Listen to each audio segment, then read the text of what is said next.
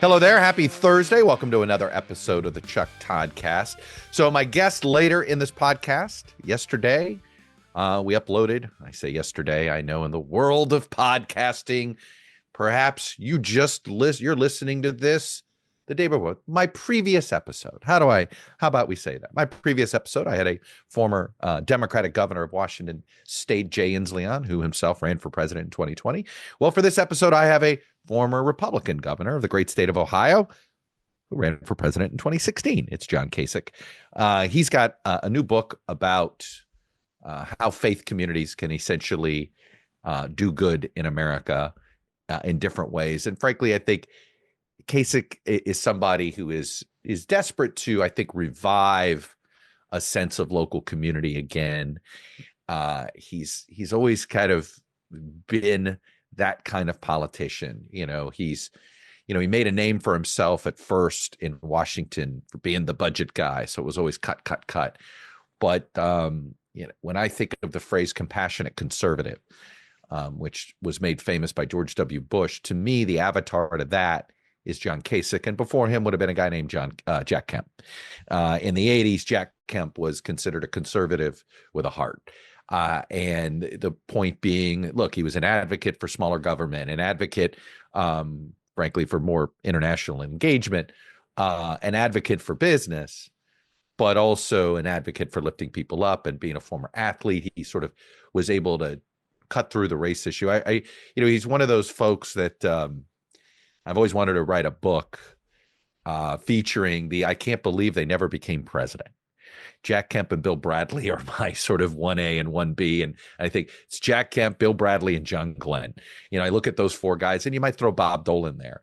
They all ran, don't get me wrong. They all wanted to become president. They all just ran in the wrong year in various ways. They got on national tickets in the wrong time. And, but for a different political circumstance, they would have become president, certainly had the resume or the unique American background, astronaut, athlete, et cetera. I think Kasich is one of these people that sort of has a little bit of all of that sort of, what would my friends in France call it? Je ne sais quoi, meaning it's just this, and he feeds off of community, and I mean that as a compliment on that front. So I think you're going to enjoy this conversation that we have, really about figuring out how we restore civics in America in a way that's a little less partisan and a little more productive. So I hope you enjoy that conversation with him, and he's got plenty to say about the current situation in politics. But I do think you'll enjoy this conversation. But before we get to it, I want to pop in on a couple of other issues. And to me, there's one giant issue that is getting a little bit of attention, but probably deserves a lot more. And it's the current security crisis in the Southeast Asia between India and Pakistan. And it, to me, is this current situation is a troubling reminder of what happens when American leadership retreats from the world. Now, I'm not going to sit here and say America is the cause of the situation. It is not.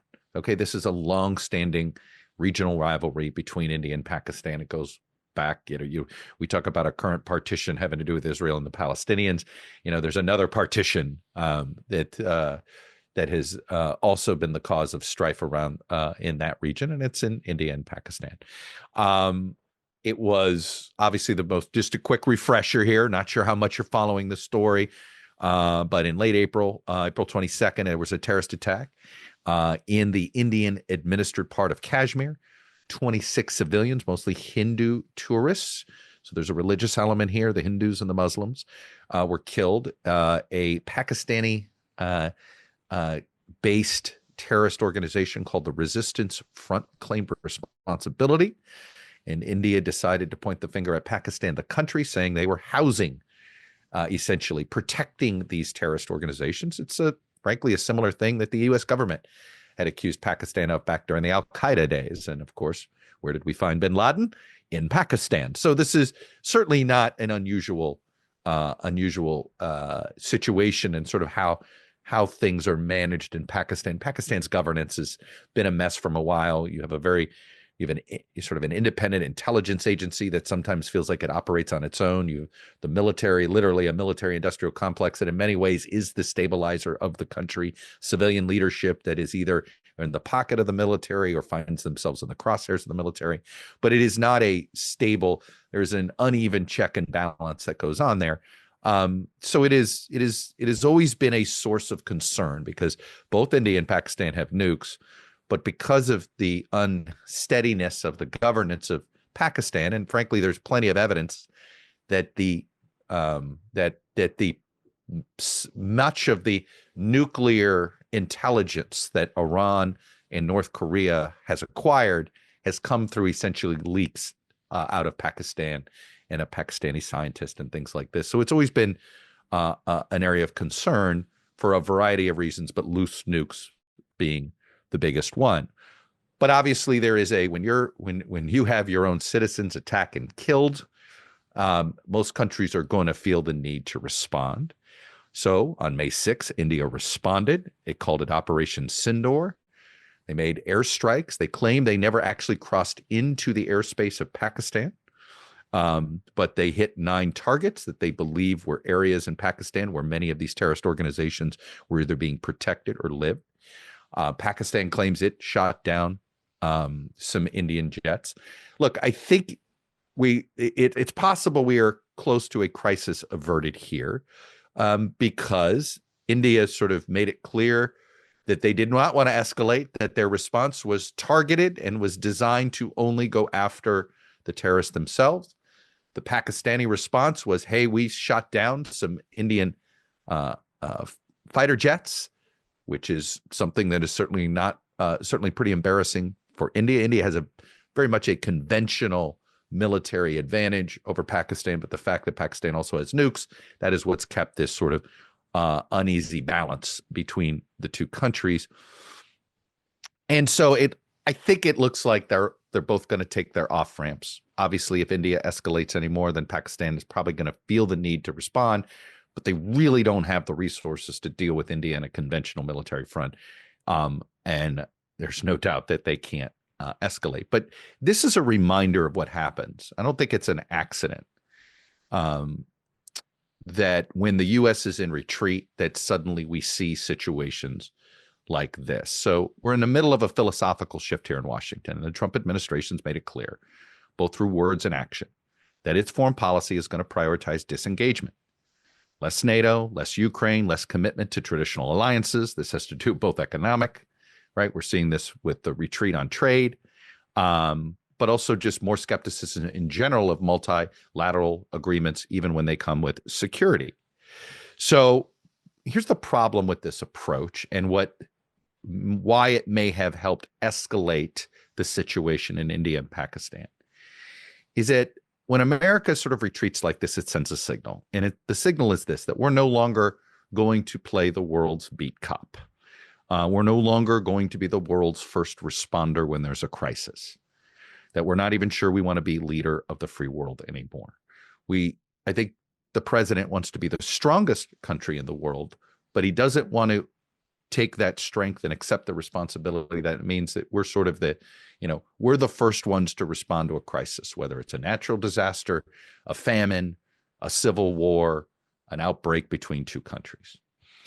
Look, I get it's actually politically pretty popular to say, these aren't our fights. America can't be the world's cop.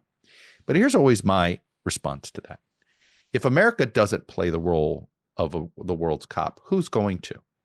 And here would be the way I would answer that question.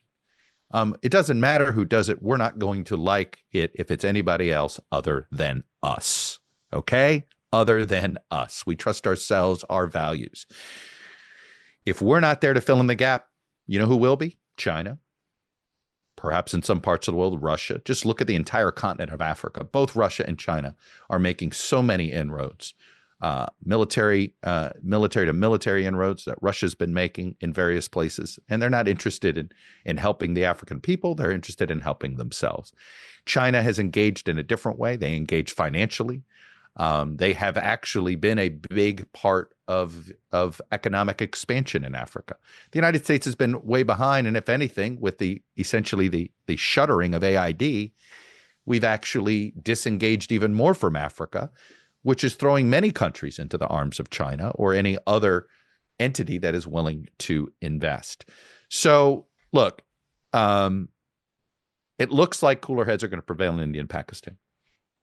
But it was a bit disconcerting, and I know we're doing some stuff behind the scenes, but we weren't at the forefront of this. We weren't quickly trying to de-escalate in a hurry. We weren't quickly trying to, frankly, figure out if the Indians were right about who was behind this terrorist attack. We weren't trying to figure out how much the Pakistani government was involved. That's, a more engaged United States perhaps could have brokered an uncomfortable peace before. Maybe this doesn't happen. The point is, my concern now is that what we're going to see is not less of this, but more of this, where countries and frankly, terrorist organizations are going to sort of test, there's no more American beat cop on here. Let's see what happens, right? And it's almost like testing the fence. And if you're in India, you're sitting there going, we're going to have to respond on our own. There isn't going to be a global partner like the United States. And, think about the neighborhood India's in, right? They've got China to the north. They got Pakistan to the west. They certainly don't trust the Pakistanis, and they don't trust the Chinese. In many ways, they have by necessity decided to come closer to the United States. During the Cold War, India was sort of was on the Soviet side of things, and Pakistan by necessity was on the American side of things. Ever since, and it really started with George W. Bush after 9/11, and then more so with Barack Obama, and that was actually continued by Donald Trump. There's been a through line here of getting closer to India. Economically, India is likely to be the biggest beneficiary in the trade war with China. So we certainly have a lot of interest in a stable and secure Southeast Asia. Now the question is whether we're willing to use our larger sort of global capital to do that. And I think the fact that it looks like we won't, it's just the likelihood of more of these small regional conflicts breaking out into hot wars. And of course, one between two nuclear powers is always of a huge concern. But I'll be honest, this is something that I think American disengagement indirectly is encouraging the possibility of more of this. This is why so many of us are pro international engagement, because if you look at the last 80 years since World War II, an American-led free world has been safer and more secure for the entire planet than in any of the years previous to World War II, or frankly already, as we begin this disengagement, how violent things are already getting on multiple continents. Like I said, hopefully things continue to de-escalate. One other little note that I want to make before we get to the interview with John Kasich. Joe Biden is back. He did a sit down with the BBC. In some ways, he didn't really share anything new in the conversation. He expressed his speaking of international alliances. He called Donald Trump's decision to pressure Ukraine into accepting sort of Russia, ceding territory to Russia. He called that modern day appeasement, and he drew plenty of parallels to the failed policies of the 1930s. And he also believed that these concessions are only going to embolden Vladimir Putin further. And of course, the greatest test of the NATO alliance that we all fear is what happens when he decides to go into Latvia or Lithuania or Estonia. All three are NATO countries. All three are on the border of Russia. I'm old enough to remember when a Tucker Carlson flippantly said, what Americans are going to be willing to go to war on behalf of Estonia? That's what Article 5 in NATO seems to say. And there is no doubt in my mind that Putin is going to want to test this premise. If he can get Europe to believe that the United States won't be there for a NATO member country, it would destroy NATO and probably allow him to just march on through Eastern Europe if we're not careful on that front. More of Biden. He seemed to he was asked about the withdrawal. Should he have gotten out sooner? Does he regret getting out at all? And he just simply said it was a difficult decision. He believes an earlier exit wouldn't have benefited, wouldn't have changed the outcome. It's an interesting take. Now, we know he's going to be sitting down with the folks at The View. He's looking for some friendly territory. He knows some books are about to come out that are really going to expose what I would call was sort of benign neglect of the situation with Joe Biden. I continue in my own reporting. None of these folks thought Joe Biden was the best candidate Democrats could put up for president, but but many of them looked at Joe Biden's age and thought, well, against a younger candidate, this would be a problem, but against the crazy of Donald Trump, it's somewhat neutralized. And so it was certainly a comparative analysis that I think many of these folks made. And I think none of the other part was you had a whole bunch of skepticism about whether Kamala Harris could be a good candidate. And you had a whole bunch of skepticism that if you didn't believe she could be a good candidate, did you have a plan on defeating her in a primary without creating a massive intra-party fight inside the Democratic Party that could actually set the party back even further. And so it is, look, it's one of those situations we're never going to know the answer to. My take. I think ultimately, I go back. This was a defeat that was 10 years in the making. When Barack Obama put his arm around Hillary Clinton to be the nominee in 2016, he essentially benched an entire generation of potential Democratic leaders, the Gen X generation of Democratic leaders, including people like Kamala Harris, Amy Klobuchar, Cory Booker, Michael Bennet. I could go on and on. Essentially everybody that eventually ran for president in 2020, but many of whom would have run in 2016 had Obama not done that. And so when you go back, sort of that's the fork. That's a fork. To me, that was the real fork in the road moment, right? Where we never would have had Clinton or Biden.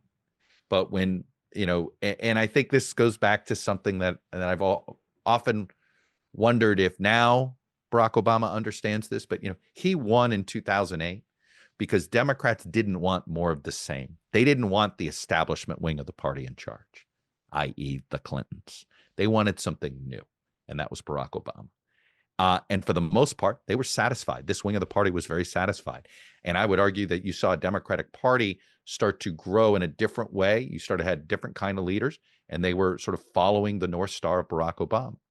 And then 2016 comes along, and he essentially doesn't listen to those Democratic primary voters who already rejected her once.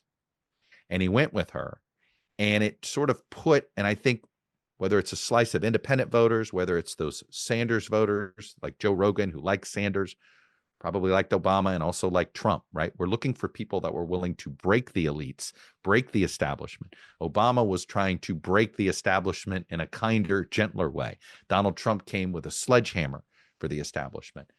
Hillary Clinton is the establishment, was the establishment. Joe Biden is the establishment, was the establishment. And so, I'm not sure any sort of tinkering around the edges come 2024 was going to change any of that. That ultimately, neither Biden nor Clinton should have been at the top of any ticket 2016, 2020, or 2024. That it really should have been the next generation already. But Joe Biden's not going to be making that argument. Joe Biden's got to defend his presidency, and he's going to probably continue to defend his presidency. It is intriguing to me that he chose to go to the BBC first, because I think, and my own reporting confirms this, once Russia invaded Ukraine, basically the one issue that Joe Biden was focused on more than any other was NATO and was containing Russia. Everything else was secondary for him in this presidency. Whether it's his domestic agenda, whether it was the border, that every day what he was really working on, what really animated him in the morning, what really kept him up at night was the situation between Russia and Ukraine. And I think he believes his job was to save NATO, expand NATO, which he did. And I think he believes it's the best part of his legacy. Well, I tend to agree unless Donald Trump destroys NATO, and then ultimately he's going to share in that responsibility, right? Because his failed political leadership, as I've put it this way. If Joe Biden had been a better leader, I don't know if the American voters would have turned back to Donald Trump. And maybe that's an unfair way of putting it, but ultimately, he made the case that America had to move on from Donald Trump, and America decided to turn back to Donald Trump because they didn't like the governance of Joe Biden. That's ultimately on him. And we're never going to know about the various alternatives. But again, I go back, I'm not sure nitpicking when Joe Biden gets out of the race really matters at the end of the day.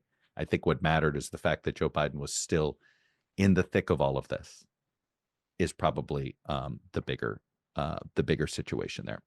All right. I think I've done enough here. I've done enough damage with this open on what happens. American disengagement indirectly leads to uncomfortable and potentially hostile situations that could end up metastasizing and making things a heck of a lot worse. That's how I'm watching the current India-Pakistan situation. And I am sure we're going to be hearing more from Joe Biden as he does his little Defend His Legacy tour over the next week or two. And I'll be curious if he has new arguments or better arguments as his tour continues. So let me sneak in a quick break. And when we come back, John Kasich. Well, joining me now, if you've been listening to my podcast over a few years, it's somebody who I always enjoy having a conversation with. And we are in the each other's mutual admiration societies. It's the former governor of Ohio, former congressman, former presidential candidate, and forever friend here, John Kasich. John, good to see you. Thank you, Chuck. It's good to be with you again. Look, you're ostensibly on here because you've written a new book. And it's for me, I think what's interesting, and I think it's kind of a bookend in some ways, because I remember your the first book I remember that you wrote. I know it may not be the first book you wrote, was doing the ordinary people doing extraordinary things, right? And that was general in this sense. You're focused on faith communities. Am I shorthanding it right? No, you're not.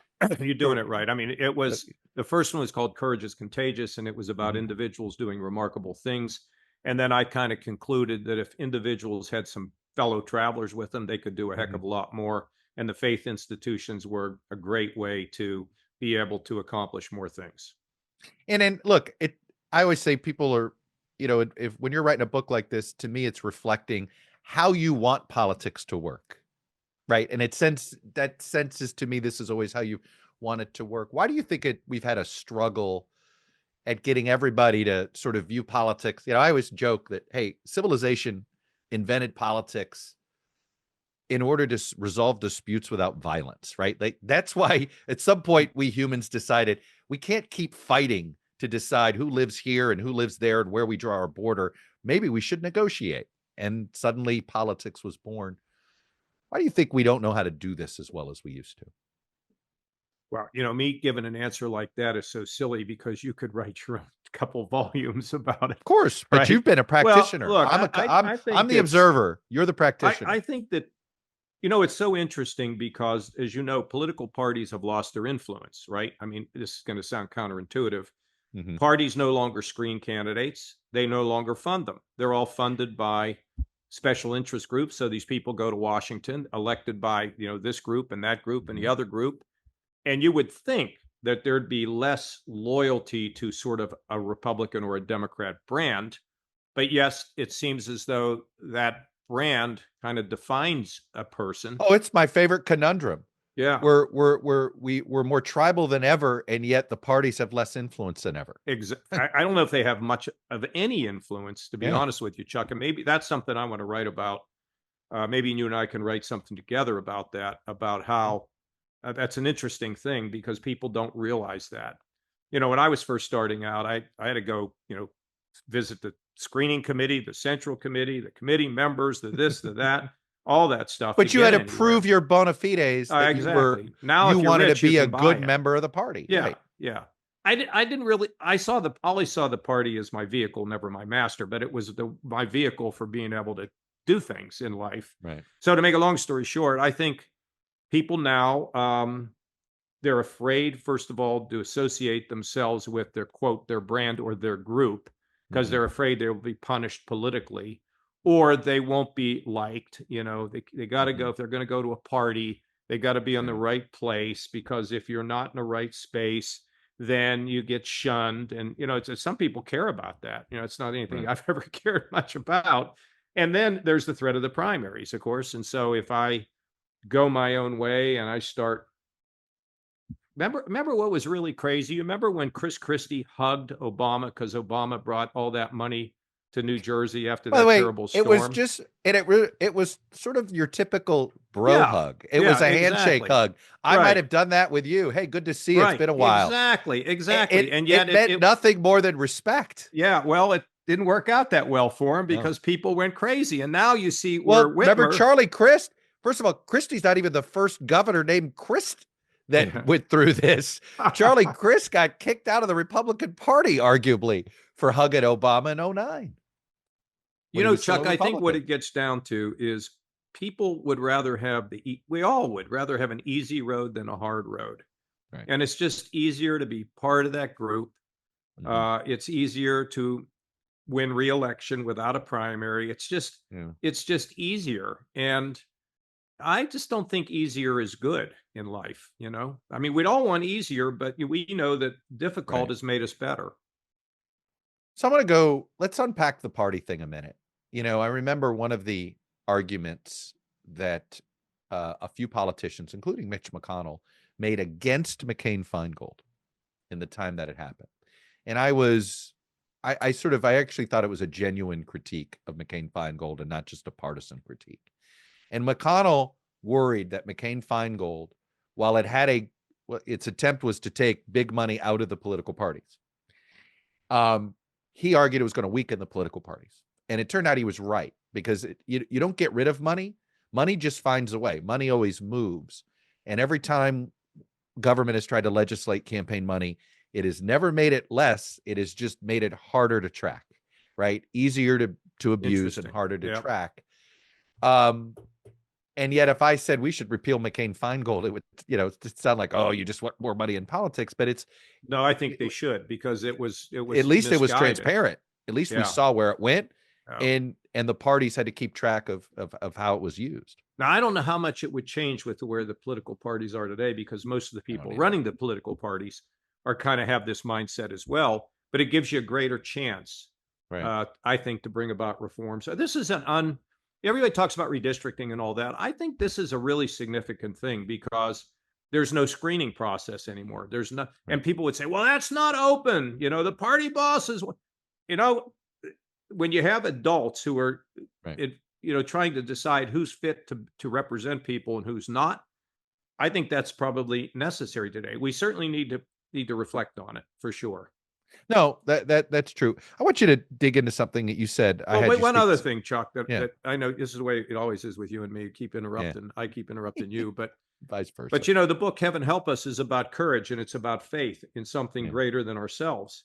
And if all you care about is what's in it for myself, then you fall short. But if all of a sudden you show courage and you go your own way, it's fantastic. And life is so short, and your ability to make an impact is so short, that don't blow it. And without faith in a higher power that looks after us, that's a contributor to why people can have more courage, in my opinion. Let me throw something at you. Will you accept the premise that, I would say where I show the greatest faith, I have a lot of faith in the idea of democracy, and therefore I'm weird. It is what I would die to fight for. And I've wondered that, like, what are you willing to, do you accept the idea that the idea of democracy is a form of belief and faith? Yeah, one or sort, but not the kind of faith I'm talking about. I know you're talking about a different faith. And, Yeah. and you know, I But faith vacillate in on that. democracy would mean that you believe that despite any turbulence that we might see from time to time, that Mhm. there's enough checks and balances in the system that democracy will be preserved. I always say this, I trust the voters eventually. Yeah. You know, I just think if everybody has all the right information, they're going to make the right decision. Sometimes they just don't have enough information.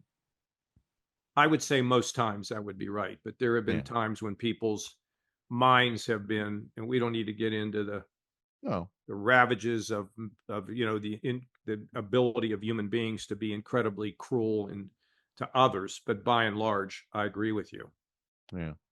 I want to dig into something you said to And my that can be class. protected too, by the way, by this Yeah. bigger issue of faith. I know. See, you're always been a skeptic that somebody that's been in politics could write a book like this, but I don't think so. I think now more than ever, it's Well, I'll tell you necessary. this, if you wrote this book 20 years ago, the assumption would be you're doing it for political purposes. I would argue you writing this book now, nobody's going to assume that you're doing this for some sort of political gain. Yeah. Well, that's not why I did it.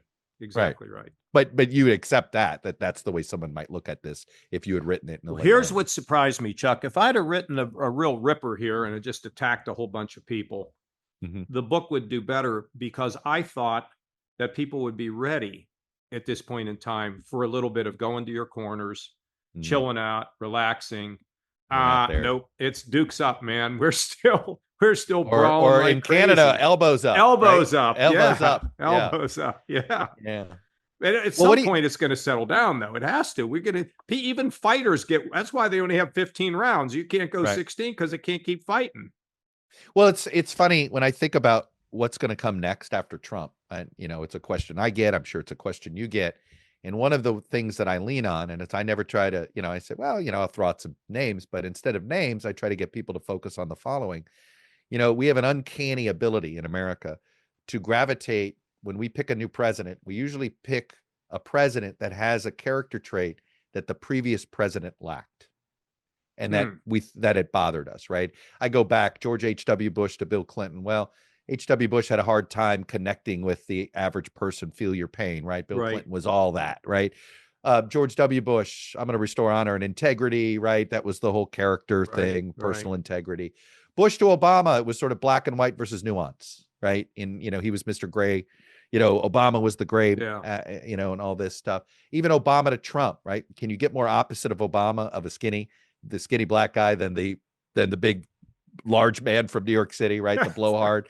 But we wanted a salesman. And in some ways, you know, I always thought, you know, Obama's best asset was also his worst asset as a politician, which was he didn't always need he wasn't as needy as the average politician. And I think sometimes that made him a bit dismissive of those on Capitol Hill who were maybe a little needier, and you needed to, hey, go bring him, invite him to the Oval Office and things like that. But, you know, Trump was almost all showman. Biden obviously was the opposite. So then I sit there and think, what will that mean in 28? Are we going to be looking for an opposite personality, we are looking for somebody with a lot more empathy, you know, and that's what I don't know, but I know it will be something Trump is missing. Maybe it's empathy, maybe it's on temperament, maybe it's on, you know, but I would say it'd be a uniter. If you were looking, it would be a uniter rather than a divider. That's what I would think. And do you think any member of one of the two major parties is going to be able to credibly campaign as a uniter? Can't predict. I mean, you say the people are pretty smart, so we have to see. We're just early, you know, we're 100 days in. Or so if you were advising somebody like that was thinking about it in 28, you'd be telling them, look, think about where this puck's going to be. Don't think about where the puck is at the moment. Well, if I were advising somebody who was going to run, I would say you need to make sure that you are capable of raising money, because Chuck Todd in the old world would pay attention to wouldn't pay attention to somebody that didn't raise any money and didn't have a good finance report. So that's one thing I would tell them. Always. But secondly, I would also tell them that they need to have an agenda, and they should start, you know, I don't know I'm thinking more of the Democrats than the Republicans, because I don't know what the Republicans are going to do. I don't know. I think it's somebody that has had a record that can, be, like you say, a little bit more empathetic. I mean, look, one of the guys I think has got a lot of potential, Chuck, and you might dismiss it, is, and I've said this before, I don't know him well, but I've watched him. I was first caught my attention in a shooting in Kentucky and how he talked about it and combined compassion, his faith. I think Andy Bashir is a very interesting guy. I know that if the Democrats want to win and they go left again, they're going to lose. Right. But I don't know who the Republicans will pick. Yeah. I don't know. Yeah, it's funny. It's like because we don't know in a year from now with whether being MAGA is good or bad in a Republican primary. That's right. That's right. Even though the assumption, I'm obsessed with there's 3 senators who are getting primaried that are all Republican: Tillis in North Carolina, Cornyn in Texas, and Cassidy in Louisiana. None of them you would say are MAGA. All 3 were very much what you would have said pre-Donald Trump as conventional conservative Republicans. And I don't mean that as anything, just and will it be an asset not to be MAGA? Well, maybe by they'll this time 1 win. year from now. If they win. What you and I love about politics is you just never know what's going to happen tomorrow. That's just right. never know. And so there's always the human element. Cool. Yes. Yeah, and the human element. Yeah. Your state's going to be hosting a fascinating couple of exercises. I think Ramaswamy's not going to walk into this governor's mansion. He's going to have to earn it. Yeah, that's probably right. I mean, right now, but again, it's right now. He looks. I really don't invest a lot of time looking at Ohio. I'm like Chuck. I'm like George W. Bush. I was there, so now I've moved on. So I don't do those. Do people try to drag you into it? Oh yeah, but you want out of it. Well, how are they going to drag me, Chuck? I mean, nobody ever. I can't think of anybody that ever dragged me in politics anywhere. So I'm just not going to be engaging in it. I mean, I love what Bush did about that. He just doesn't engage. Very rarely does he say anything, and I think that's appropriate. When you're a former governor, just let somebody else be governor and let them pick the next governor. And I'm not even sure I'm going to show up at meetings with former governors. I haven't decided. But I can give you a handicap. I choose not to do it, but I, of course, being still in the media, I have an obligation to kind of analyze things. But I really shy away from Ohio. I will say one thing: I don't think Ohio is ruby red.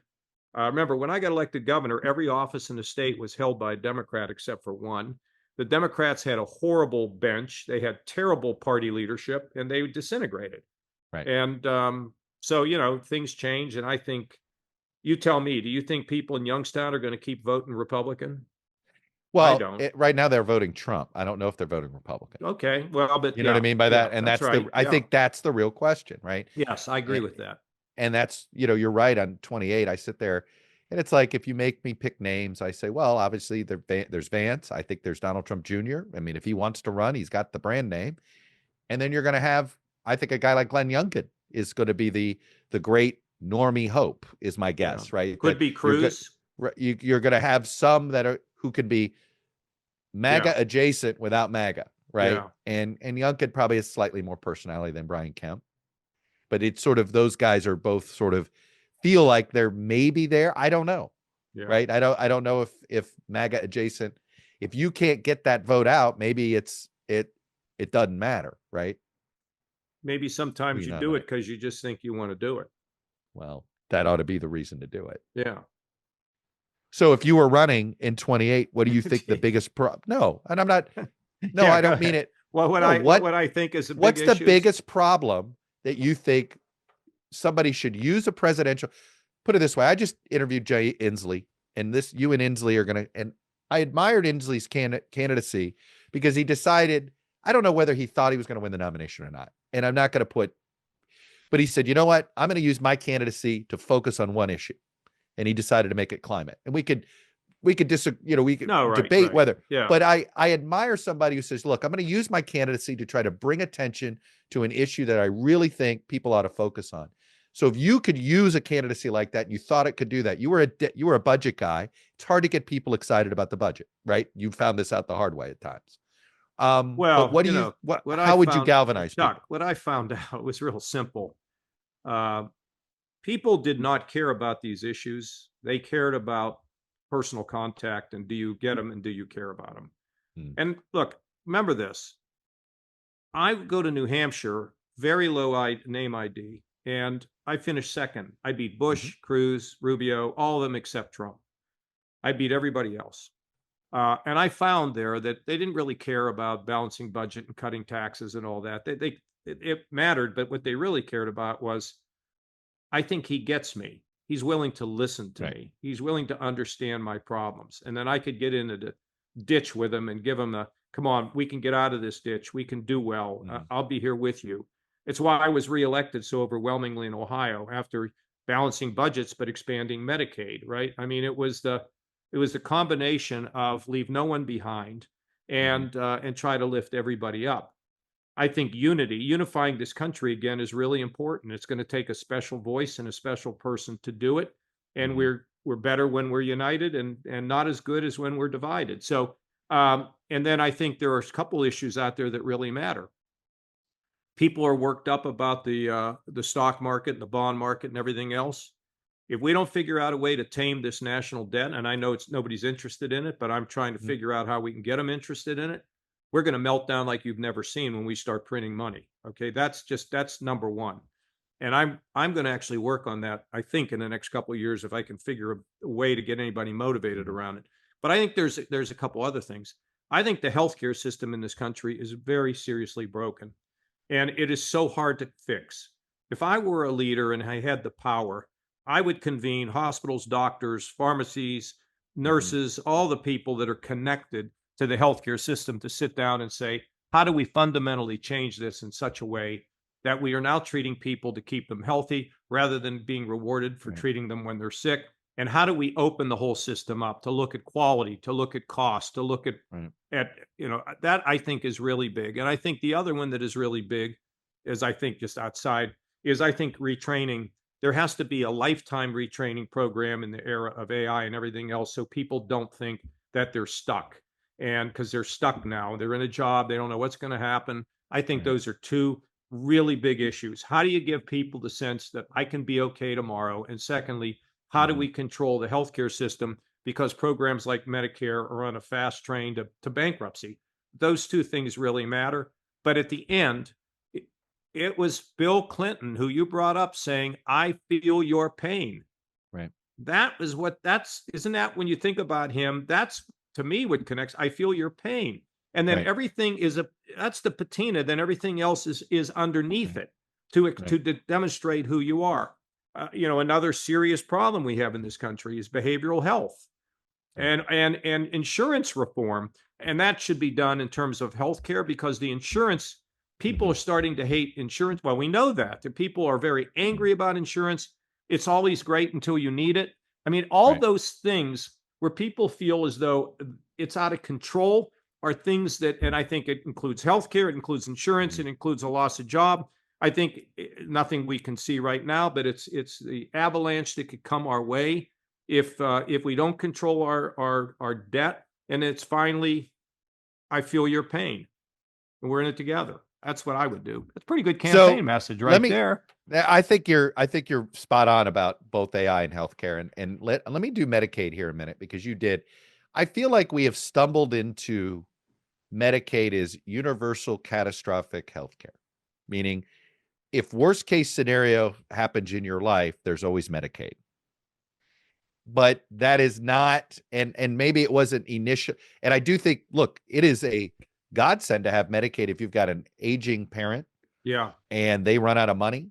And, to know that there's a system out there that will help you take care of your parent. You don't have to figure out how to do it in your house. You can go find a Medicaid bed, right? In a nursing facility or recovering facility, things like that. But it's funny. I remember Lamar Alexander, when he was governor of Tennessee, said boy, I would gladly trade Medicaid back to the federal government for all the education dollars. You guys can run healthcare. I don't want to run healthcare anymore because it's just hard to do it by the states. Do you agree with that assessment? Do you think it would be better? If you gave the education establishment $1 trillion, it would never be enough. Our education system is so broken, and that gets back to this ongoing training through a lifetime education. Chuck, come on. Our K through 12 schools, not all of them, many of them. Let me just put many of them so nobody goes. No, I know. I didn't mean to get us on education. I was still wanting to finish up healthcare. But I agree with you. But he was saying, oh, let me spend all this money on education. Right. No, we need a different kind of education, an education system with technology coming where we can have individual instruction to every kid to figure out how they learn best. That's another story. But when it comes to Medicaid, the problem that, Chuck, this is amazing. When I became governor, I think Medicaid was growing at like 9%, rough numbers here. Right. When I was governor and expanding it by 600,000, it was growing at 3.5%. Now the guy who's the governor is growing it at 9%. You know why? Pay everybody off. All the providers get what they want. You make them all happy. Chuck, we're down in this country to, I have to give you what you want because if I don't, you're going to be mad at me. Yeah. That's how we exist today. And that doesn't work. You got to call people to a higher purpose and explain to them why. But well, come on. I'll tell you what's perverse. I'll tell you what's perverse about the healthcare industry. And before we're done, we are going to talk about my book because that's why I'm here. Okay? No, in fact, I think we've been intertwining it, but let's talk about the healthcare industry a second. Let me give you this conundrum since you're a free marketeer. For-profit hospitals are less profitable than non-profit hospitals. Discuss. Say that again. For-profit hospital systems are less profitable than the non-profit hospital system. Probably true. It is true. That is really an indictment. That is just, you know what? I would never have known that if I hadn't been watching things because I'm aware of a for-profit operation involving primary care. And I keep telling them, you should go and become a not-for-profit. But they're for-profit because your Medicare your Medicare reimbursement rate's higher. But talk about how perverse the system is when that is a fact. And you're sitting here. The reason I'm more aware of this, perhaps, than other non-healthcare reporters is one of the reasons why universities right now some of them are so flush with cash is if they run their own hospital system. They're all nonprofit. University of Miami takes their Miami Health money and uses it for the football program. University of Texas. Well, you're in favor of that, Chuck. MD Anderson, but University of Texas, MD Anderson helps provide that. And in fact, the universities that don't own their own hospitals now wish they did because of how the system works. So the question is, this is a case where you just see there was a time the for-profit hospitals made more money and the nonprofits were struggling. And then you government sort of just reversed how they did this. And then everybody realized they could make money out of the tax code. Well, and then, they did the tax system for the, about that. I know we're probably making everybody's the eyes are glazing, but this is to me, no, at the heart of the problem. No. But you see, you're trying to go at it and on an individual basis. And I get all that. Okay. Mm-hmm. How you have to take this piece, that piece, and the other piece. Mm-hmm. I'm going to give you 3 quick examples. Penny Kasich, take a penny out of every dollar. We got a equal group of Republicans and Democrats together in a room. And we were able to save a penny out of every dollar. And it doesn't sound like a lot, but you add it all up, it's pretty good. And both parties fought it, and we came very close to winning. If anybody in these groups, Republican or Democrat, if they objected, the savings were taken out. Mm-hmm. We had very few taken out. Let's go back to the budget itself when I was chairman and we were trying to get things done. This is Doge the right way, what you're describing. Susan Molinari gave up transit subsidies as long as the guy in Iowa gave up farm subsidies. And we got it done. What I'm trying to tell you is, Chuck, you need a convener who can get people. We need Chuck Todd in the room Okay. You walk in there, you're going to be intellectually honest about how we fix it. So the hospitals are honest, the pharmacies, pharmaceuticals are. We get everybody in the room and say, okay, how are we going to fix this system? Because it's costing more and more. There are more people who are not getting the kind of care they want. The quality is not what we want. And everybody would agree with that. If you just go at it one piece at a time, you'll never get there. It has to be done. And you can do it. It's not, I've done it 2 or 3 times. This is why I've always gravitated towards you in general, which is I'm not looking for somebody with the right plans. As my elected official, I'm looking for somebody who knows how to bring the right people in the room to solve the problem. Exactly. Period. And too many presidential candidates think they have to have the solution. This is my, climate solution. This is my healthcare solution. And it's like, I don't want plans. I want to know I want a plan of action. How am I going to do it? I always thought Bill McRaven, I had this fantasy about Bill McRaven coming in to be the pastor for patriotism for America, right?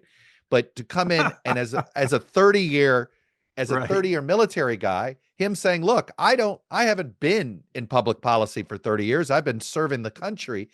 But I can tell you what, I know immigration's a problem, and I'm going to get everybody in the room, and we're not leaving until we have a reasonable asylum system, a reasonable, HB1, et cetera, et cetera. I'd like more candidates to Chuck, make there's the one process. Danger with that. There's one danger to make the process part of the pitch. I can't remember which candidate, but the danger in that is if you don't have some experience in government, okay? I agree with that. I know. If you don't have some, you're going to get lost. The same way. Jesse Ventura is my favorite example. All the right instincts. He got eaten alive by that legislature. He did. But he was inexperienced. If you're going to run for president, you have to have people around you that can tell you, no, not that, but look at this, and then let them do what they want to do. And when you're in office, like I had more meetings where I'd stuff 20, 25 people in a room. Everybody got to participate. I made a decision. I empowered people. They reported to me. Look, the proof's in the pudding. I hate to even go on. I had a great team of people. They all worked together. We created Jobs Ohio, the most important and dynamic economic development operation in America today. We've gone from 49th to like 7th. I mean, we're just kicking tail because we all work together. We work together, and that's how you get things done. And you need a leader, and they got to have a sense of where they want to go, but you got to have a little bit of political experience. Well, look, it's funny you brought up Beshear earlier. Beshear is somebody I'm very intrigued by because here's a guy who's had to govern with a Republican legislature, and he could run it. He could just be angry at them all the time, or he tries to figure out how they can get stuff done. And ultimately, I do think whatever the middle, I always describe the middle of the country as more like the 30-yard lines. I think the middle is a lot larger than we treat it. That doesn't mean they don't vote the same way. Yeah. But I think when I think middle of the road, meaning you're not dogma, right? You're not willing, you're willing to move. All right, I'll accept that, type of mindset versus the extremes. Let's go back to your book because I hear you. I know you want to talk about the book. Where are you? There's this. How do you integrate faith institutions into government response without making the separation of church and state people nervous? Well, we have examples in the book. So look, one guy goes up to this place in Portland. He gets a group of his buddies from church and a couple other churches. They go up and clean up the playground. They fix the whole school up. Mm-hmm. He then turns it into a literacy program. The schools worked with him. There's a lady who's used the portal of the schools to be able to inform parents about all the things that might be available to them if their kids have trouble.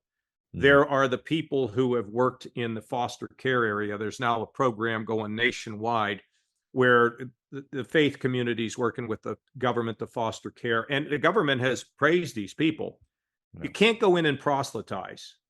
The greatest way to spread faith is not by what you say, but what you do. And these people are not in there. Yes. And I think that to not have these solutions come from well-meaning people. Now, you go in there and you start preaching your stuff. I don't think that works. Okay. Right. But the most important thing to me is if you look at this book or anything else about faith, it's because you feel so strongly about the call of a higher power that you're willing to take, you're really willing to have courage and believe, even if you start at square one, that you can be successful in the end.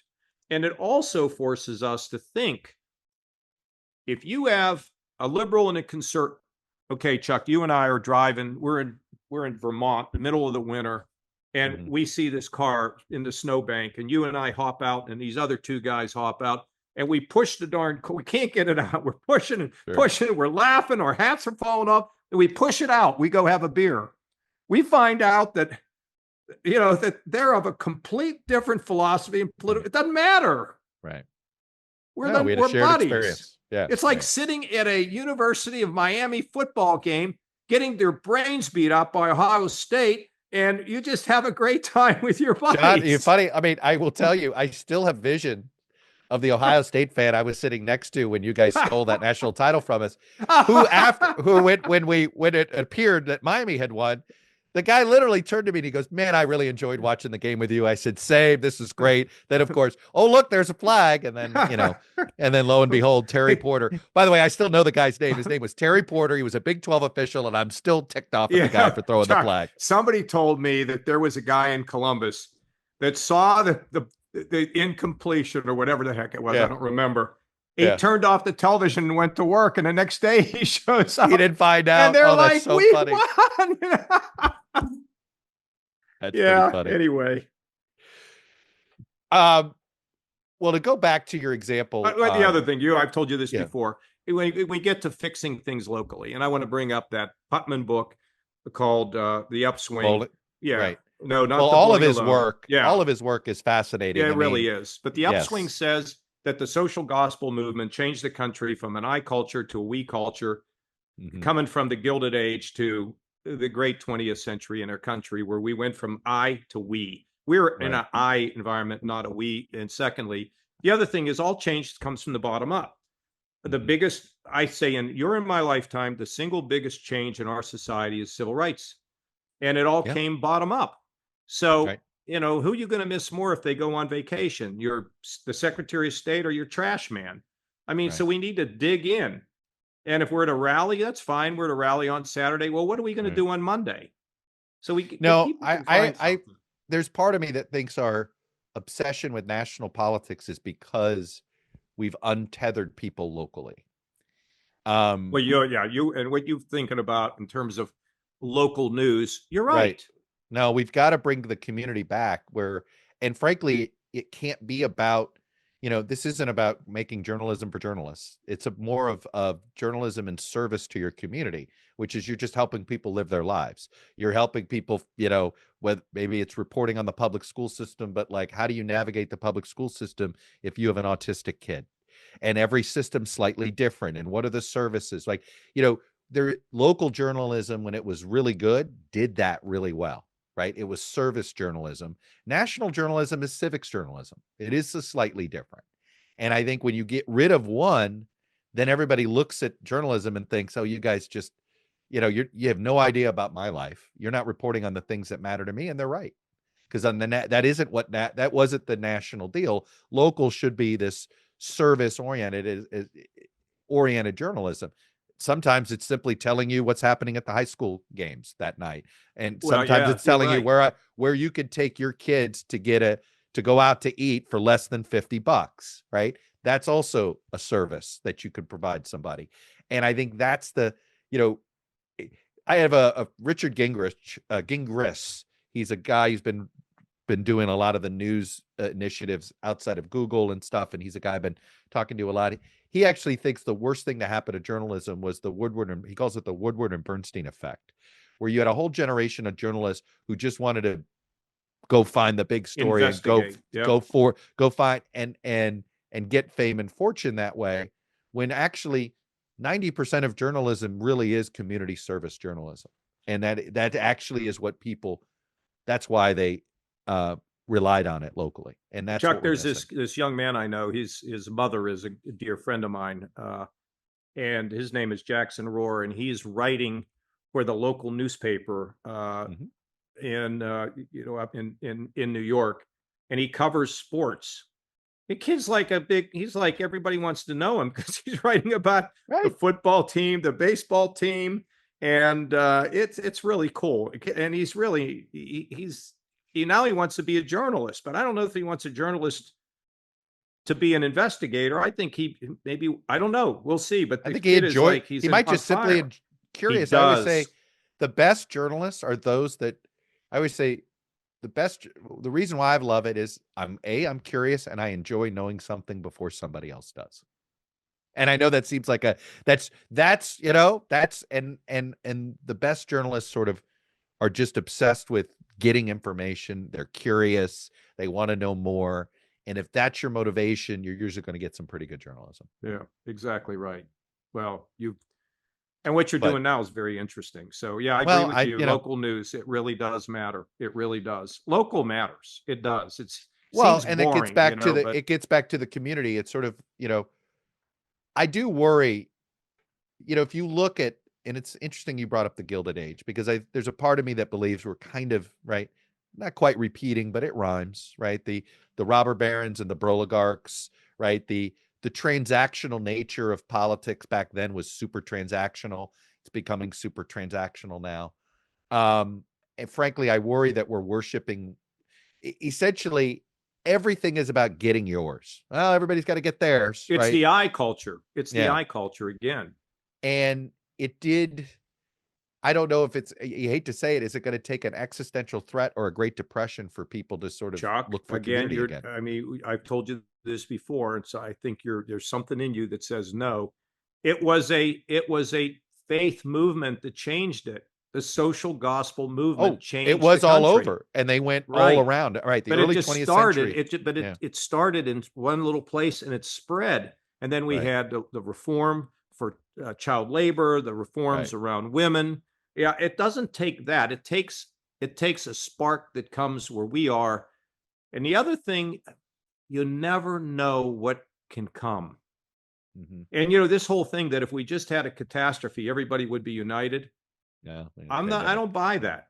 I used to think that, but I mean, we'll come together momentarily and then we go back to our corners. There has to be a different perspective, a different sense in everybody's soul. And part of it is this. When I look at a person, I need to see the image of God, of which I will be held accountable for. Mm-hmm. If I see the image of God, I'm going to be really careful about the way I treat them. Mm-hmm. And if I see nothing but another guy honking his horn at me on the road, or, road rage or any of that other stuff, then it's just like Katie barred the door. It's going to take that kind of some sort of a spirit renewal. Yeah. And you saw a little bit of it, by the way, I think, with the Pope. A little bit. I was just going to ask you about Pope Francis. I mean, he really is sort of he's been fighting this. You could see it. He sees where the culture is going, and he was trying in his own way to both modernize the church on empathy issues, but in some ways go back to basics on being in service of your community. He was nobody liked him. The left didn't like him. The right didn't like him. Boy, the only people that liked him was the people. The people liked him. Okay. I think he's going to be, I don't know. We'll see, right? Recency bias is everything. And I'm always trying to be careful of this, but I feel like 100 years from now, he might be the Pope, the one Pope people remember from the 21st century. And when I say they didn't like him, the right didn't like him because they thought he was too loose with the theology. The left didn't like him because they didn't think he went far enough. What you and I say, when people in the right and the left don't like you, you must be doing something right. He was doing what you and I talk about all the time, which, look, he had a North Star, and he was going to bring everybody as closer to it. But he knew that you have to actually go slowly if you want to bring more people along. If you go too fast, you only bring certain people with you, right? This is the problem, what Trump is facing. I always say tactically, I'm not a fan of the tariffs for a variety of reasons. I'm guessing you're not either. But if you really believed in this, there was a way to do this. Oh, absolutely. Yes. And this was not the way to do it. You could have, or you could have done this with a 6 months advance notice, put it out there, given business time to prepare, given countries time to potentially do deals. And instead you go too fast and you don't bring everybody with you. And this is just a classic. This shows you, Donald Trump, here he is a 2-term president now. He's shockingly inexperienced at governing still. He just doesn't know how to bring people together, and he never has. I think it might be, Chuck, that he has too many people around him that don't tell him what's going on. And when you don't have people that tell you you're wrong, and you need to think or change or modify, he won't allow those people around. He doesn't allow. You have to be a person comfortable hearing negative information, and I don't know if he is. Yeah, I think that's, you think back to JFK, and I don't know, he's probably been lionized about the Cuban Missile Crisis, but it just sounds to me like he had such an open discussion that instead of dropping the bombs, he sent his brother to see Dobrynin, and they ended up getting past it because they just didn't listen to the military. They listened to lots of different people, and they obviously they came to the right conclusion, and faced down Khrushchev at a time when Khrushchev thought he had us on the run. Open is the way it is. But you have to be comfortable with yourself, secure in the knowledge that however smart you are, it's okay to have people smarter than you around, that you can make good judgment, that you have good instincts and a good gut. I mean, that's how it works. And if you go too fast, it's not only going too fast to implement one thing, it's also having too many things you're trying to do at once, which was a mistake I made because I had so many things I was doing when I was first elected as governor that I think a lot of people didn't know what they were. Had I slowed it down a little bit and let people see it, it would have been more effective. Well, it's funny. You're right. And yet how many times have people thought that, that the mistake some presidents do is by the time you get to your second initiative, you're not popular enough to get it passed, right? That's the tyranny, right? That's why you get the advice that says, hey, try to do everything at once to see how much you can get done. Yeah. Because everything is a time. I want to go to something you hinted at, and I'm gonna go ahead and Gina Raimondo said something. I was at a dinner with her not about 6 months ago.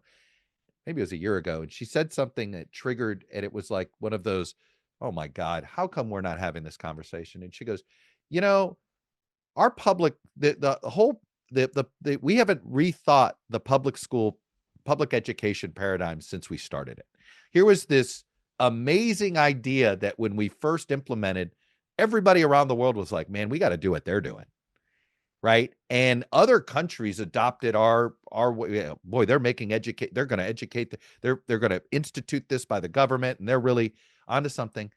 And yet the design of our public school system is the exact same as it was when we first did it. And yet we're 4 times the population. I think we have more states since we last rethought this, that we haven't rethought what the public education system should look like. Forget it.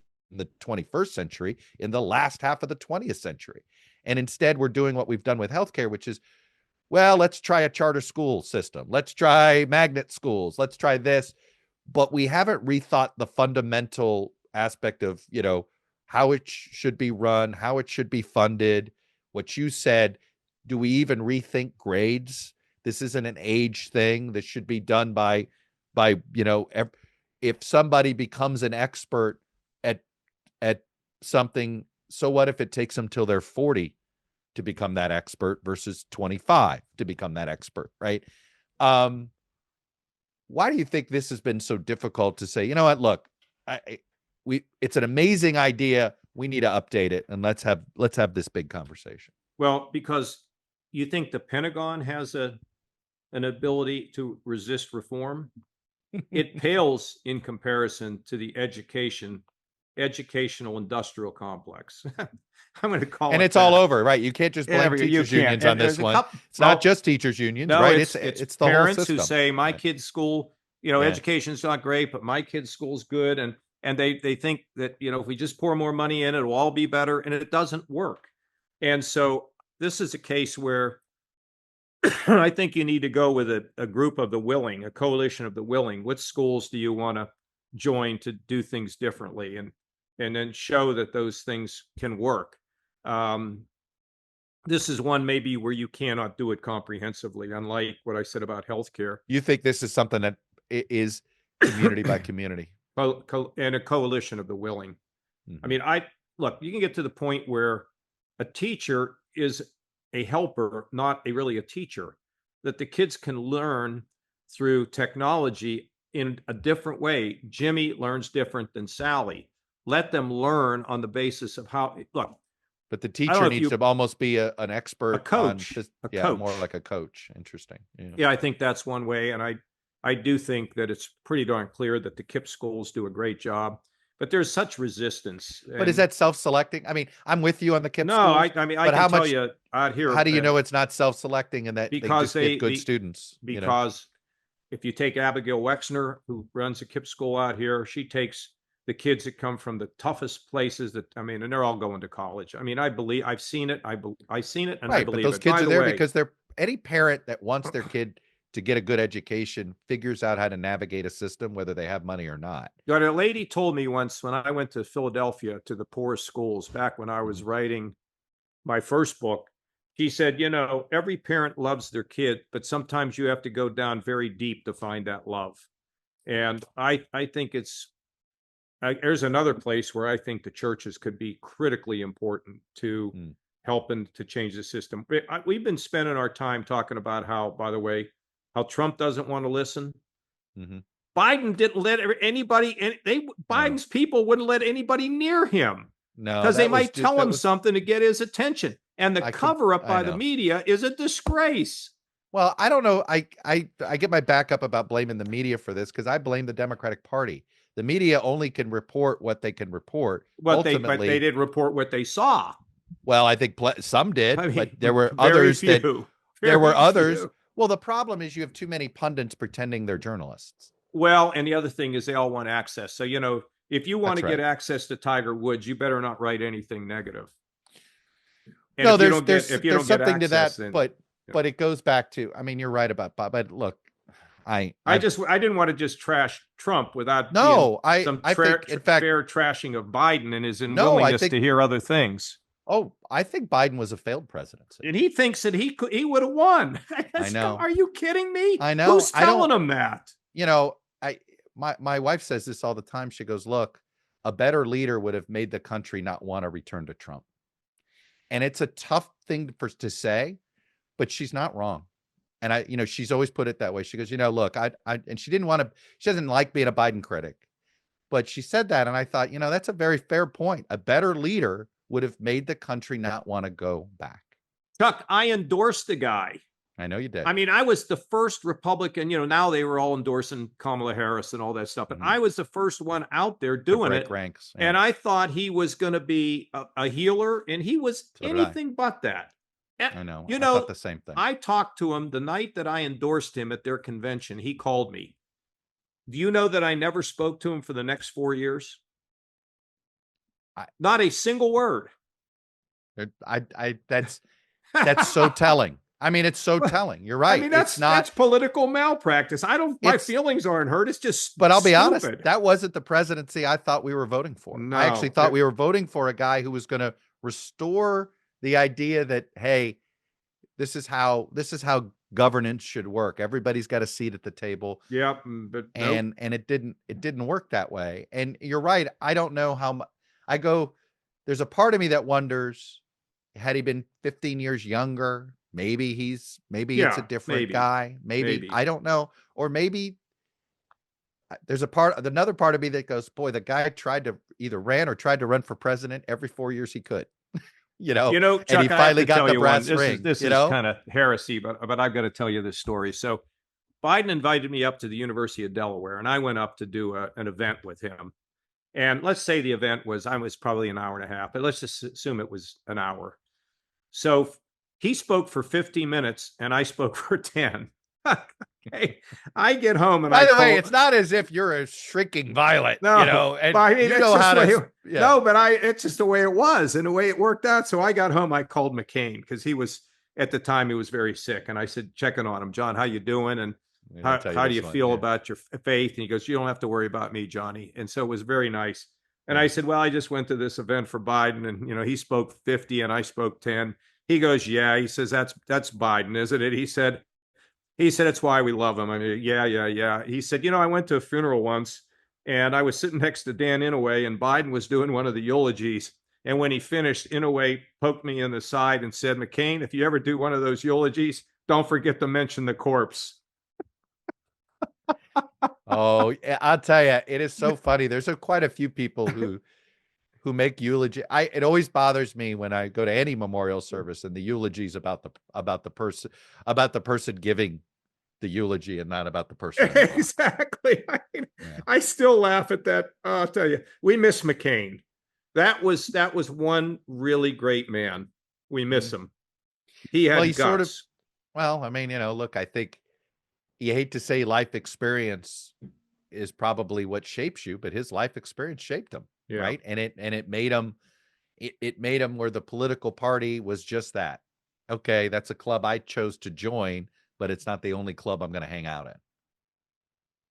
Heaven Help Us is the name of the book. Sell. We've done it pretty well. I think we're selling you, John. Fair. We're selling you. Hey, it's always great. It's always great to be with you. You're just, I think if people watch this, they see, my friends, when they see us, they just see the kind of the connection, the magic, the whatever it is, the sparks, and it's a lot of fun. So we're going to do more. Either that, or they think, wow, these two old guys, these two middle-aged white guys, just are obsessed with their own sound of their own voices, right? Probably right. Probably a little truth in that too. No, it's all right. Are you so sour? You've been pretty sour about college football because you haven't liked how what gets rewarded. Are you still kind of sour on how the system's working? Yeah, I think the system's terrible, and this transfer portal and all that stuff. We've just turned it into the minor leagues. I mean, if you want a minor league, I remember talking to a head football coach of one of the NFL teams, and he was at a golf course with me. I've known him for a long time. He campaigned for me once. He said, John, the thing that we're missing, the baseball has a minor leagues. We don't. Well, we now do. We now have a minor league. And they don't even have to pay for it. Baseball used to complain that they used to be jealous that the NFL had college football, that they had a minor league without having to actually spend money on their minor league versus what, and I actually think that might, at this point, that might be where we're going, and that the Cleveland Browns will someday spend all this money on helping Ohio State's NIL to help do player development for Ohio State. I know that sounds crazy, but that may be where the system is headed.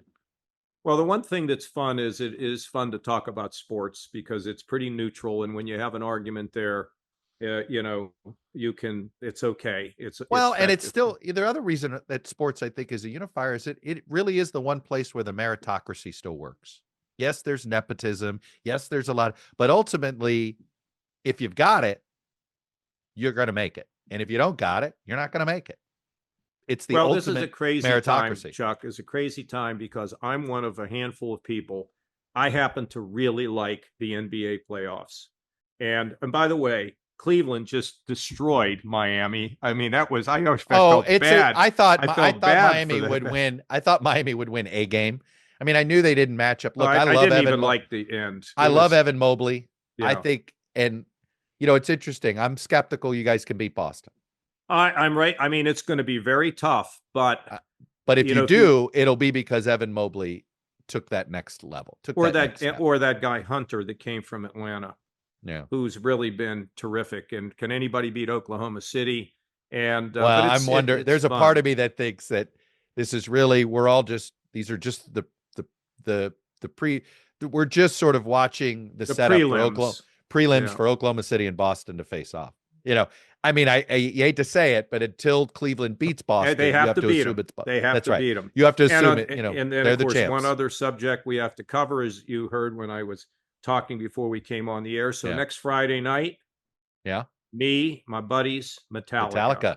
I love it. Now, where are they in case coming? you haven't heard Columbus this, they're going to be right in Columbus. Okay. And Miley Cyrus sang with Metallica. No kidding. Absolutely incredible. I bet it was. What the heck is the name of that song? Nothing Really Matters. Yeah. If you can hear it, and it was really great, and only to be exceeded by Hart singing Stairway to Heaven with the boys sitting up in the stands at the Kennedy Center Honors. Yeah, I mean, check it out. Those are some really cool things to see. I love it. Concert recommendations.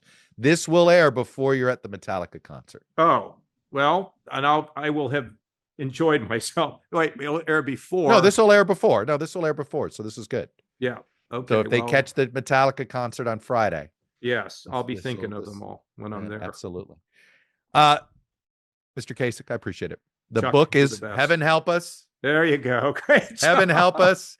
It's a good read, and it's an easy. Yes, it is. It's a nourishing read.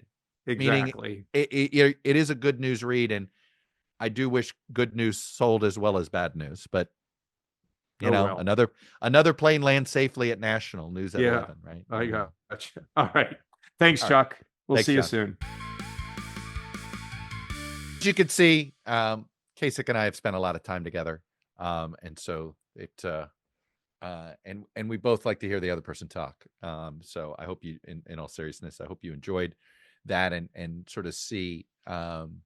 It's interesting. I've got, I go back and forth on where the future of faith is going in America, and how much where our moral compass seems to be messed up, and it seems to have coincided with a retreat from organized religion, which I myself am somebody who is a retreater, and yet I think you can have a moral code and a moral compass without it. But I understand those that look at what's happened in this current environment that we're living in, and that we seem to be so transactional financially that that's the only thing that matters. We'll overlook character, we'll overlook immorality as long as we get ours.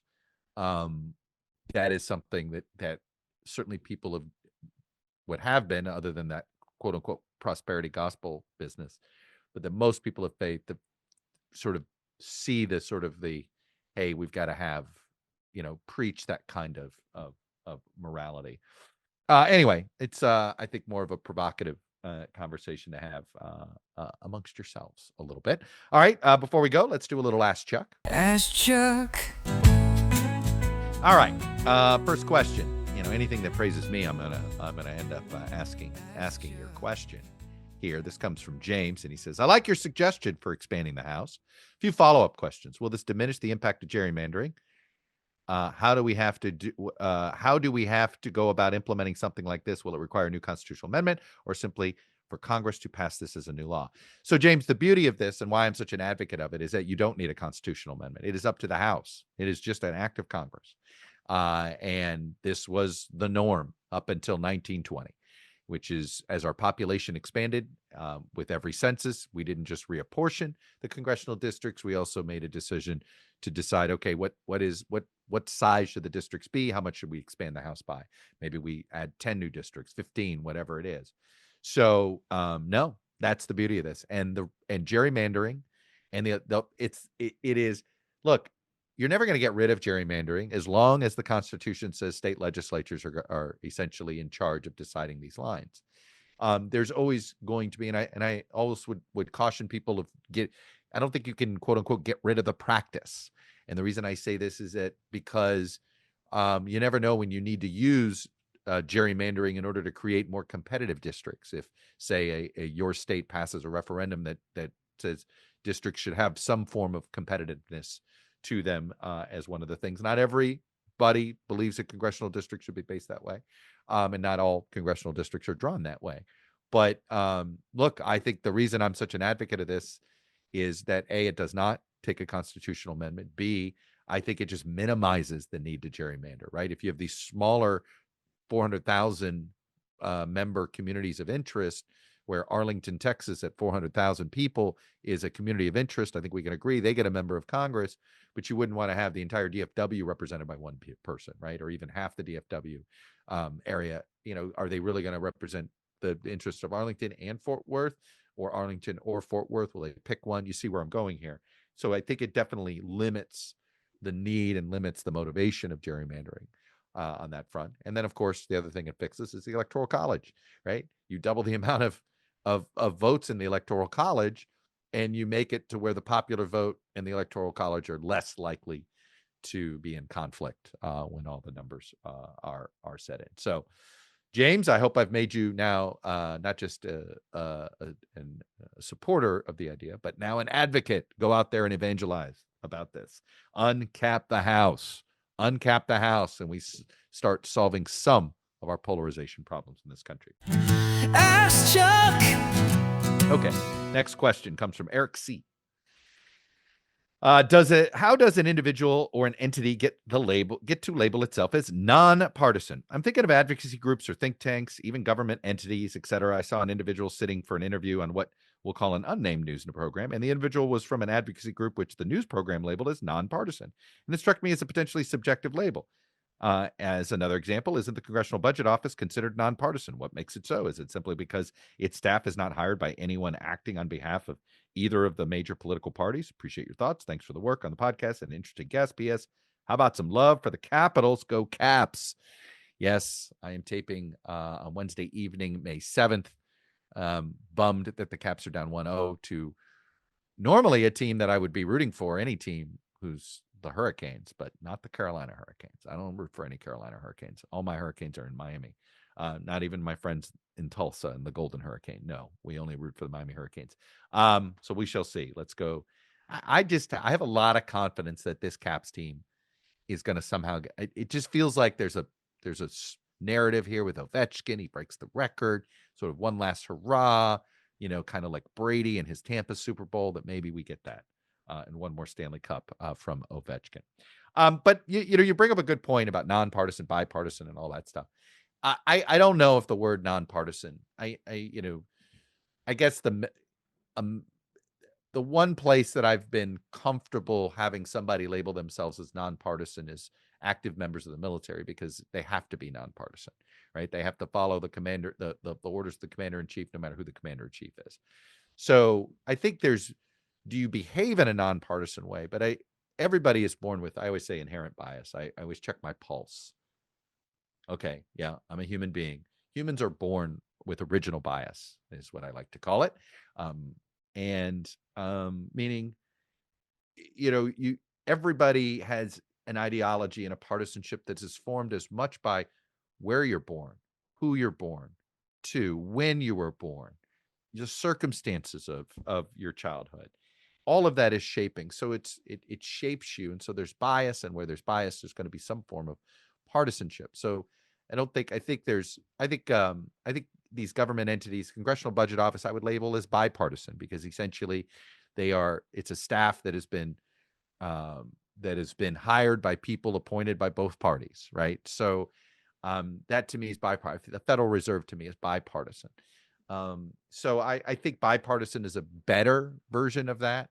I think nonpartisan, I think you're not wrong. It's not just subjective. I just think that, if you're nonpartisan, a partisan on the left or right might view you as an opponent anyway, because you're not for their side of things. You might, if you're using the descriptor of nonpartisan as a way to avoid taking a stand on something, are you actually being nonpartisan, or are you being sort of a silent partisan, if you will, by not taking a stance on something? So I think it's a fair point, and I think that I don't think anybody is. If the only entities that I think in American institutions that are probably best to be described as nonpartisan are the military. Look, I've always said, there's that ridiculous phrase that Roger Ailes and Fox came up with, fair and balanced. Well, I don't believe that the two. I actually think that phrase is in conflict, right? You can't balance fairness. You're either fair or you're balanced. And balance is also a very subjective word. So I think the best, the term I've always strived for journalistically is fairness. I'm going to be fair, tough but fair. That if I could be described that way, any interview that way, tough but fair, I would. And I think fairness doesn't always mean you're going to like all the questions, but they're fair questions to be asked. Ask Chuck. All right, last question. Comes from Dell. I'm desperate for someone to answer a question for me. It might sound basic, but I feel like it is basic. It's the very foundation of much of the political talk around the country. So when is this looming crisis of debt going to destroy us? Is there a number that triggers this? I just don't understand how on a macro level the debt of a country is detrimental, especially that of the US. Also, how will a potential catastrophe caused by the debt affect the average person? I mean, higher prices. We already see that now from the pandemic to tariffs. So how is that any different? I'm just really confused about the boogeyman I've heard about for 48 years. It feels like the boy who cried wolf. Look, I tend to agree with you, right? In the whole what we thought was debt to GDP ratio that we could withstand, turns out it was much higher, which many economists had said. As long as we're the reserve currency of the world, as long as the dollar is a safe haven, is it a safe haven anymore? Our debt won't matter until it does. So the problem is, if you do policies, I think if we continue to pursue the policies, these tariff policies, which then sort of send a message to the world that maybe we're not the free trade haven of the world, that we're not the safe haven of financial markets. If people start to question, what gives us the safe haven status is that we have a rule of law that is pretty good. That if we're suddenly not the reserve currency, then our debt holders, then all of a sudden, then you'd have interest rate hikes, and then this would just, it would have catastrophic effects, right? And this is what happened in Europe when there was a debt crisis with the Greeks, and there's been other countries where they've had that, but the other countries that have had these debt crises weren't reserve currencies and didn't sort of have our economic standing that we do here. So, look, I tend to think that we do overdo the debt issue, and it is sort of a convenient way to try to because the numbers sound so fantastical, right? And that debt clock is everything. But not some of that debt is bad debt, but some of that debt is debt that just about every Fortune 500 company would call good debt, right? It's debt you're borrowing money today to finance something for economic empowerment tomorrow, right? You're borrowing money today to build housing, which will only create new taxpayers tomorrow, right? So I think we in the media do a poor job of explaining the debt and what it really means, and which debt is good debt and which debt is bad debt. But this becomes more of an acute issue if our standing as if we suddenly have sovereign funds all over the world decide that the U.S. dollar is not a safe haven, that U.S. treasuries are not a safe haven. And once they don't become a safe haven, well, then you sort of have runaway interest rates, and then that creates a catastrophe. But guess what? If the debt ever becomes a problem for America, the whole globe's in trouble, right? You want to talk about a contagion issue, right? It would, and in some ways, because you want to talk about too big to fail, the United States is too big to fail. So in some ways, it's probably why our debt's never going to be ultimately as catastrophic a problem as some might argue. But you know what? My answer to that question is likely to trigger some fun responses, and I would love to hear from you. Tell me why I'm wrong on this one. Explain to me how our debt as it currently stands could be as catastrophic as some of you think. I would love to hear from you that. And remember, any question you have here, ask Chuck at thechucktodcast.com. Drop a comment in the YouTube, or drop a comment in any of the podcast feeds, or Instagram feed, TikTok, all of those places. We comb all of them for potential questions. And we're only going to ask the relevant questions, the good questions. But I would love to hear from you on some contrarian answers on the debt. But Del, I appreciate that question, and I appreciate all of you for sticking around, for listening, and until I upload again.